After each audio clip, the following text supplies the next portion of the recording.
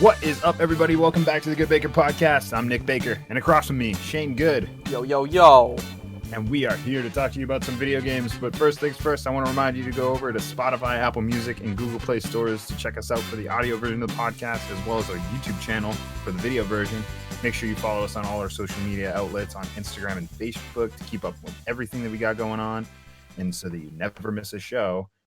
Now, what have you been playing this week, or these past few weeks? Because it's been a little while since we've gotten back on the podcast. But we're busy guys. We got a lot going on. It's springtime. It's true. Honestly, I have played a lot of League of Legends over this time span. Nice. Over the past 20 days, because my friend of mine that I played League of Legends with, Corbin, was doing a boot camp, and over the past 20 days, we've played 110 games together or something like that, and each one of those average like 20 to 30 minutes, so 20 to 40 minutes. So if you just took 30 times 110, it's roughly about 3,000 minutes. And if I would just keep talking endlessly to like fill the void of me doing 3,300 minutes into minutes into hours, it would roughly be 55 hours. So that's pretty good. Yeah, I've been playing a lot of League of Legends. Wild Rift came out, which I also have been playing a lot of. It's the phone version of League of Legends. It's actually very fun, to be honest. All right. Well, is it like a full experience, or is it kind of pay to win here or there? Like, what are the microtransactions looking like there? So like, the best part about League of Legends is it is never pay to win. There is no aspect about League of Legends that is pay to win at all. Well, that's good. Yeah, it's only skins, and there's like, it's every game you just start at level 1, so it's always like, that's kind of what frustrates some people when they like coming back to a game where they're like, yes, I'm level 25, versus every time you start a game of League of Legends, you're level 1. Yeah. So if you don't like the process, it's not for you. But the phone version it's a full experience, but it is not the same experience as League of Legends on computer. It's significantly less toxic, which is kind of fun. It's pretty hard to it's hard to talk shit on your phone, unless you're like really good at speed typing. You know what I mean? Like, by the time you actually get your shit talked, it's like 5 minutes later and the shit is gone. Yeah, and the longest game that I've had was like 20 minutes or 22 minutes. Most games are like between 8 and like 15 minutes, seems like. So the games are shorter as well. Instead of going all the way up to level 18, you go up to like level 15. They've kind of like, they've dumbed some stuff down. They don't have the full 130 whatever champions. They've only got like 40 or something like that. Mm-hmm. So like there's a lot of things that are different. The bottom lane isn't always the bottom lane. Sometimes they switch lane. They switch the lanes. They switch the dragon versus the herald positioning. They do different things to just kind of keep it a little bit different. Right. How does that affect like skills and whatnot? Because I know that there's like a vast amount of skills that you can use if you have a keyboard, but how do they shrink that down? So that's kind of the difference in the characters right there. They kept in characters that have skills that work well on the phone so far. Okay. Like there's a perfect instance. There's a character named Jace, who instead of having 4 abilities, Q, W, E, R, when you hit his R key, it actually changes your Q, W, E keys to different abilities. So like they don't have characters like Jace. Jace is like what you would consider a higher skill capped champion, because not only do you have to master 3 skills, you have to master 6. Right.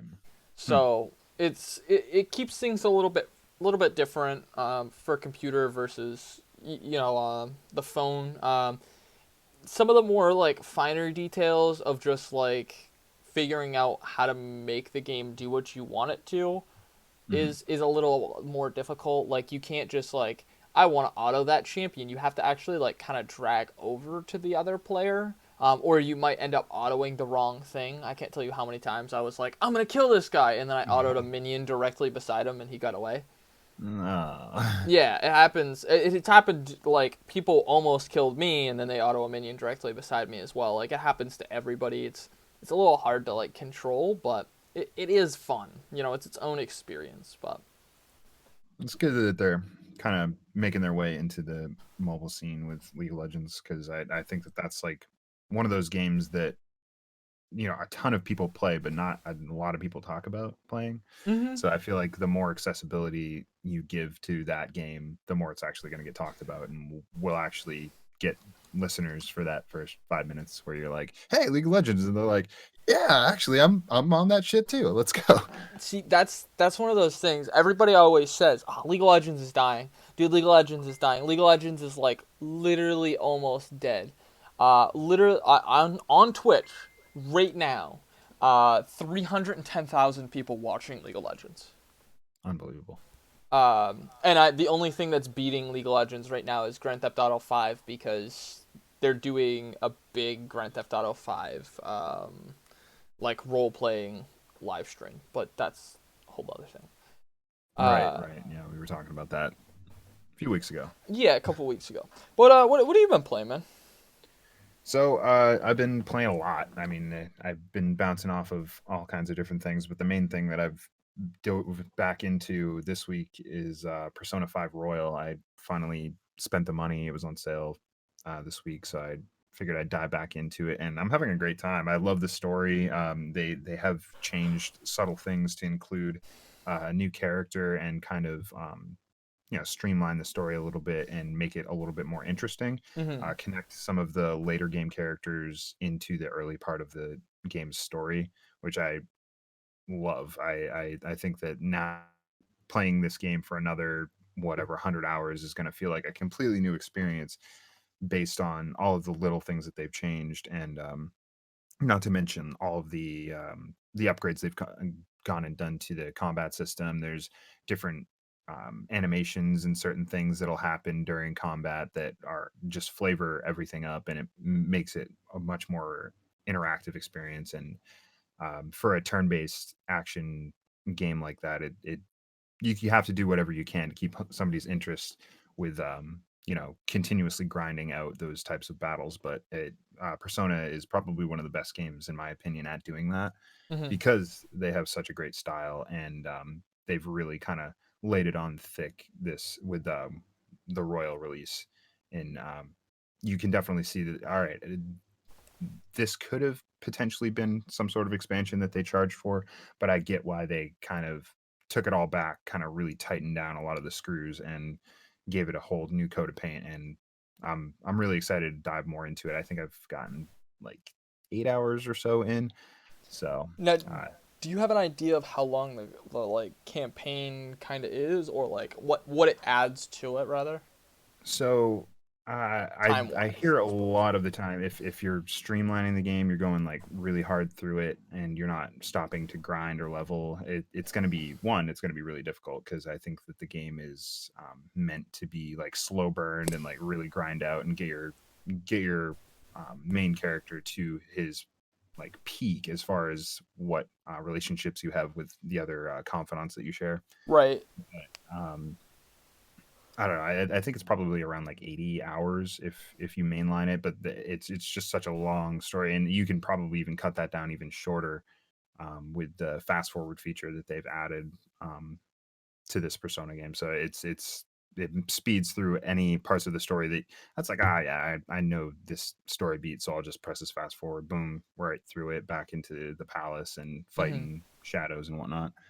I So see. That's yeah. I did. I remember Deborah telling me that that game, the Persona games, jeez, do have a decent amount of like cutscene-esque parts. oh yeah, absolutely. And some of the stuff that they've added to Royal is completely taken out of the Persona 5 animation. Mm-hmm. So they had an actual anime that followed the early storyline of the actual game itself, but they've gone and gotten those artists from that team and had them come back now and add even more than there already was, because there were like straight up anime scenes in Persona 5 the original, but now they're smattered throughout, and the art style is amazing. So I'm it's like pretty much like playing an anime, and I can't get over how awesome that is. So I wish more animes would do it.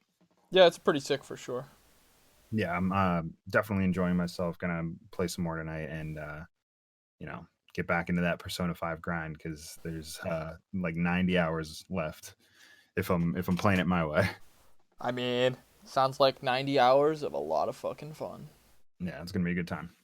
All right, now moving on to the breakdown. This week we got what? It's like four things on here. Yeah. We'll talk about a few other things along the way, but yeah, four main topics I want to touch on here. The first being E3 is back, and it's going to be entirely online.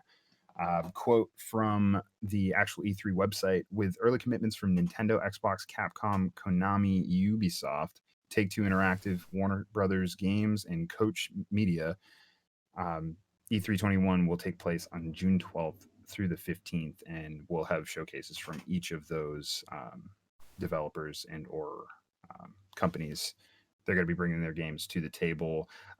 The organization has yet to be really talked about too much. I don't know Mm-hmm. exactly what the scheduling is actually going to be, where people are going to be having their live streams and whatnot, but this is really exciting. We didn't have E3 last year. E3 was kind of petering out and slowly dying, as everybody thinks League of Legends is doing. Precisely.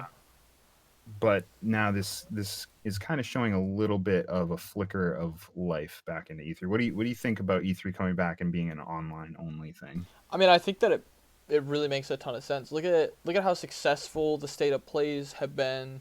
The little like pop up announcement videos and stuff like that, millions and millions and millions of views, versus hosting an actual event really doesn't create that much revenue, and it kind of was just meant to like get games out there. Well, internet's a better way to get games out there, and it actually creates revenue, or at least recovers some of the revenue that it costs to create the advertisements, the content, the headway to get everybody to those platforms, whatever platform you use.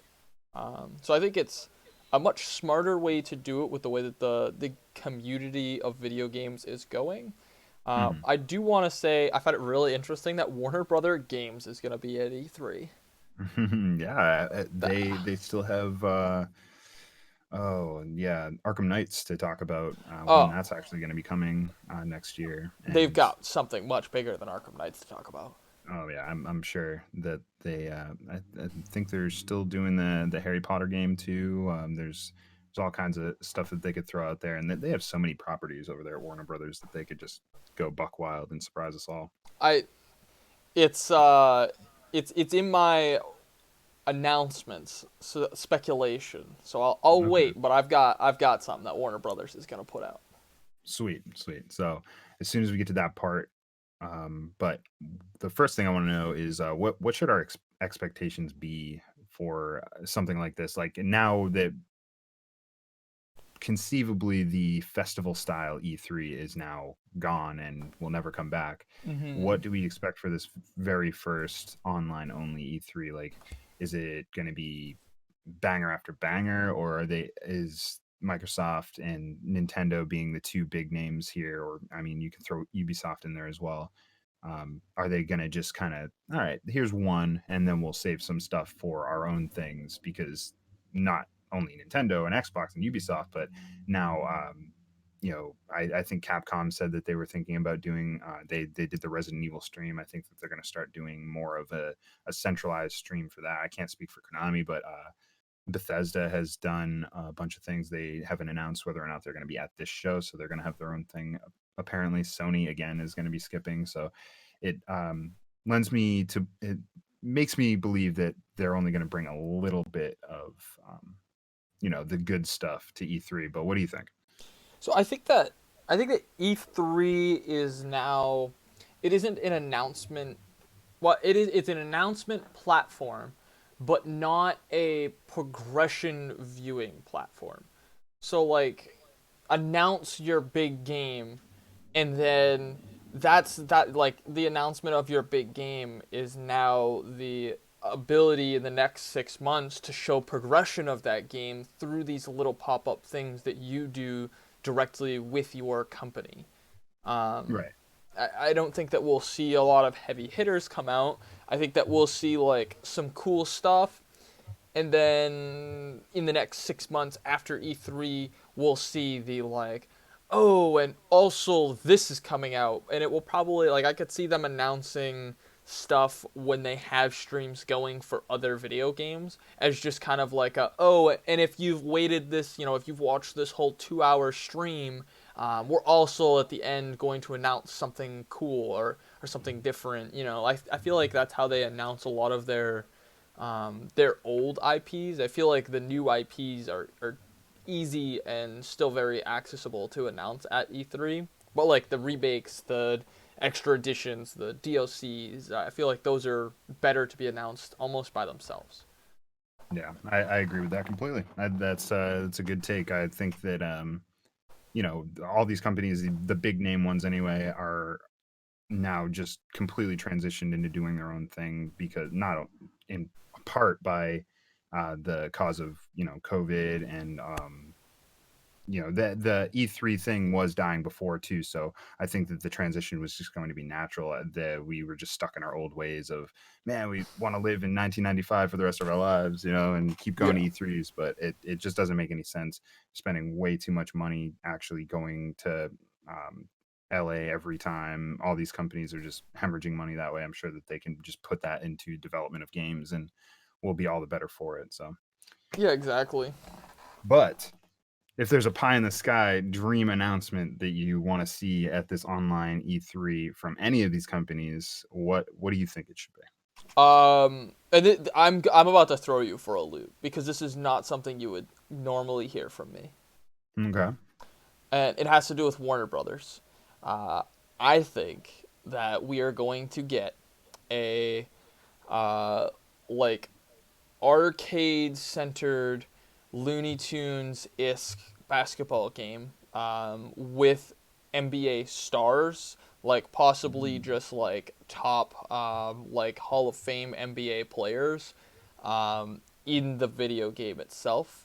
And it will be like a mostly arcade basketball game with just crazy wacky shit. That will be like, I don't know, but I think like it'll be centered around that idea. I think that's a perfect time to do it. Obviously, with the new Space Jam coming out and LeBron, really kind of making a lot of business moves. I think that he could probably be somebody that could get behind that with Warner Brothers. Mm-hmm. It's kind of a good call. I like that. Obviously, Bugs Bunny is a big Warner Brothers mascot, so Yep. It's maybe he'll make his NBA debut on the whatever bronze screen. What do we call the smaller screen? I'm not really sure. I will say though, if they do it, it has to be announced and almost completed within the next probably 11 to 10 months. Because if they miss the hype train on it, I think Hmm. the game's a dud. Yeah, Even if yeah. the You game's you gotta fantastic. you gotta capitalize on this year specifically being that year of like the cartoon crossover with basketball that Mm-hmm. everybody is always like everybody from our generation has grown up with, which is the Space Jam. So yeah, perfect timing. What's yours? So mine, I would say pie in the sky because I don't think it's going to happen. I think that I want Nintendo to finally announce uh, first one being the Metroid Prime trilogy, and the second being the actual Metroid Prime 4 that everybody's been waiting for. I'm so jazzed to see what they're going to do with the first person Metroid. I imagine that anything that Nintendo's got in their sights as far as like big titles, they might be biding their time for that Switch Pro, but Mm-hmm. we could potentially see a Switch Pro announcement at E3 this year too. So I Maybe mean, any yeah. any one of those things would get me just through the roof with excitement. So, A Switch but Pro announcement is, I think, pretty well in the cards. oh yeah, I mean, sometime this year, if not E3, E3 is like the perfect position for it. I think because Nintendo of late really hasn't brought too much to the table as far as E3 goes, but I think that now is again another perfect opportunity for them to drop the big bomb. And Sony's not there. Xbox is already out with their Series X, so it's open field for Nintendo again to drop another random console on us. Yeah, yeah. It's about that. It's about that time of year. The weather's about right. Mm-hmm. Yeah, birds are chirping. Hmm. So, next thing on the breakdown, we got a remake of Last of Us in development at Sony, while simultaneously they have iced Days Gone 2's sequels, or Days Gone sequel. Um, yeah, so Yeah. this was quite a shock to a lot of people. The Twitter's been ablaze with the goods and bads of this whole thing. The stronger opinions being that why do we need a Last of Us remake, and also those same opinions being like, we could also remake these great games like Infamous and all these other Sony classics that haven't gotten, um, the Spyro treatment or the Crash Bandicoot treatment. Right. Uh, Right. it just seems kind of like an odd choice to bring up The Last of Us, even though they had the HD remaster for PS4. It is a PS3 game, so I can understand where they could open it up to be more like the sequel was, but seems like kind of I don't know, like a meh thing. I mean, I'm gonna play this game as soon as it comes out. I'm a Sony pony, so I but mean, yeah. I get it. It almost. I want to say they're it like doesn't they're like sound. What's up? we need to print money. It's pretty much what this is. Yeah.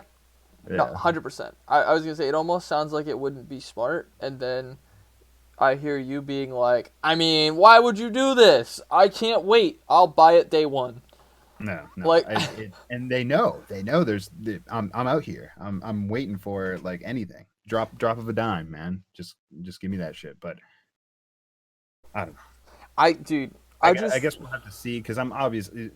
Everybody's gonna change their mind as soon as they see like the Last of Us logo pop up and remake and all these beautiful graphics, and it's like, oh yeah, all is forgiven, Sony. But right now, I think is the perfect time to gripe about them not like transitioning and looking at something else to bring up.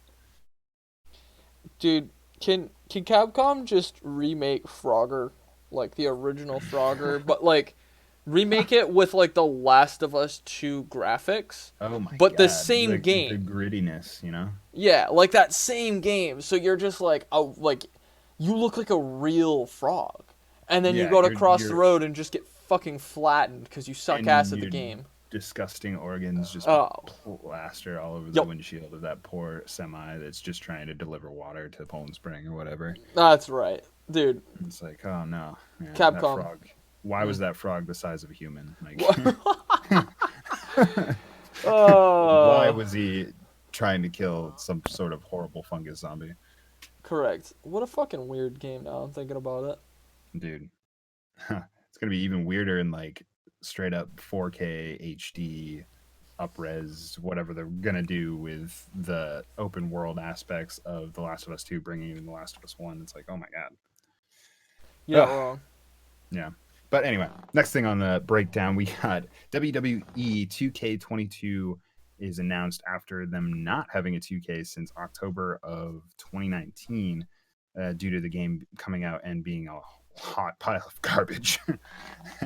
WWE 2K22 hopes to, pave over that horrible, horrible game with something that is from just a first glance, it looks great. It looks like a wrestling simulation game, but underneath there can be so many issues. So Yeah, the amount of mechanical requirements to meet a simulation game is in most triple A titles is just simply not worth it. I think of the sports games naturally of like 2K. basketball and Madden football, and I think of all the things that those games need to do right, and all the collision, the animations, and I look at WWE in which the characters or whatever players in that game need to be so interactive with one another. Like you're Yeah. constantly colliding, like all those things, the clip throughs and all those, like they're still so prevalent in Madden and 2K that I can't imagine that they're anywhere close to getting 2K22 to work. But at the same time, I'm a big wrestling fan, so I'd love to see them come back with something that's really great and worth actually spending $60 on. That But being sad, said, uh, you know? if they just come out with a pile of shit, there's always really funny game breaking glitches and bugs that are just as entertaining almost as good gameplay itself, you know? Right you are. And man, WWE games are known for their crazy, like flying through the ceiling glitches or not being able to climb back into the ropes and getting counted out. Like I've been there. I've played a lot of these games to know that. Ugh, yeah, they just need to come out swinging and really really give the fans something that they really really want, and hopefully very few, if not any, glitches. But we can't ask that. That's too much. I think one of my favorites is I can't remember who did it. It might have been Achievement Hunter or one of those. They did a like this was 2018. They did one and there was a glitch that they like you could pick up the ring. You could the ring instead of What? picking up the stairs that are on the outside of the ring and hitting somebody with like the big metal stairs, you could pick up the ring and throw the ring at somebody. And it That's was fantastic, dude. I it's almost as entertaining as just good gameplay. You know what I mean? Like, No, yeah, I feel that too, and I think that that's kind of what they had thought about. Like, they came out with, what was it, Playgrounds or something like that, yep. Wargrounds, something grounds, Battlegrounds maybe. I don't know. Anyway, it's more like a cartoon style where the glitches don't really matter. You're just kind of fucking hitting things, and I think that that was them backpedaling and being like, all right, let's give them this crazy that fraction of the audience is like super hard on, really really wants in this game, and then we'll kind of go back to the drawing board and really feel out what it takes to make a good simulation wrestling game. So Yeah. I mean, kudos to them though for trying. Even so, yeah, like I said, the simulation games are just. I don't personally really think they're worth a AAA company's time because it's such a like expensive adventure. yeah, and So I think that a lot of the time when it comes down to those decisions, I think it is a lot about, all right, how much money is this going to actually make for us? These simulation games always sell well. It's just they're never reviewed well. almost never. The simulation games that are reviewed well are like the games on Steam that were produced by one guy in his basement and he's been working on the idea for like 9 years and he finally was just like, fuck it, I'm gonna make this game. And that's how like those are the I'll ones that do get it good reviews. myself. Dude, if you've never heard of it, Software Inc. Fantastic Software game. Inc. Dude, I have probably 50 or 60 hours into the game. It's like, it's a super fun game. Oh, no, sorry. 500 or 600 hours into the game. I just looked. It's like 550. He's like, ooh, wait a minute. Let's just go ahead and times that by 10. Yeah, it's a super fun game. It's just a sandbox simulation game about simulating software with a simulation company. Like, if that doesn't scream simulation, I don't know what does. You know what I mean? I hear you. Well, well, with all the WWE news out of the way, I mean, I've been WrestleMania out this whole week. It was quite the adventure. Our last thing on the breakdown this week is a game that I am immensely curious about and have watched a lot of a lot of footage because it's like almost up my alley. It is by Square Enix. Outriders has come out and to a slew of roaring fan support, Mm-hmm. but middling critic reviews. So my Yes. problem here with this game is it looks like a dumpster fire whenever I see it. I don't. There's nothing about this game when I watch the gameplay or anything that's going on that I'm really interested in much of any way other than okay, it's like a third person shooter, sure. I can get down with that, but the way that people talk about it, like the kind of funny guys are constantly talking about the gunplay being great and the sense of progression is really really good, and I love both of those things. What in the world? Have you seen any of this game? Yeah, so actually, I was at work earlier and was talking to somebody who's been playing this game day one. Okay. And he gave me a lot of like firsthand, like, this is everything that I've kind of dealt with on it. Hmm. Because I haven't played the game. I've seen a little bit of gameplay, but nothing excessive. But Right. he basically told me that the game is a lot of fun. Visually, there's a lot of just stuff that like you ignore because you like the mechanics of the game, Right. and then the game crashes. He basically was like, "That's how you sum up the game right now." Damn. So, So that's probably why the critic reviews are bad, and I can see kind of if he had the heart to like actually buy that on day one and actually give the time of day to converse with you about the game, he's got to have some sort of love oh, for it. So dude. That being said, he told me today he was going to go home and play the game for the rest of the day. He enjoys the fuck out of it. Even when it yeah. crashes, he's like, "It sucks. I just restart the game." Like, So that's what's killing me. I'm like, why? It's the same thing with a lot of people watching people play Cyberpunk. It's like, why are you playing this broken fucking mess of a game right now? It's going to be way better in a year. I'm mhm. like, but it's so good, and I don't mind restarting my system. It's like if people have that same type of love for Outriders, I gotta give it a shot. And there There's a is. demo. There's a demo out. Oh yeah. I think I'm gonna have to give it a shot. I'll report back next week with any of my findings. I'll give it a shot at some point and try and find time this week. But you know, hopefully, I think it's crossplay too, and the demo might be free. So. I Mhm, don't mhm, believe mhm. the demo is crossplay. The game is. Okay, all right. Well, Yes. then I will report back and give you my opinion on what Outriders has got you cooking I'm underneath the hood there. pretty sure. I just out of curiosity, yeah, I had the like I literally have the Steam page open. That Mhm. demo alone, just the demo, is 30 gigs. Oh, damn. So That's a lot. yeah, it is That's a a big old lot. demo. Can't Um, be the graphics. I've seen those fucking things.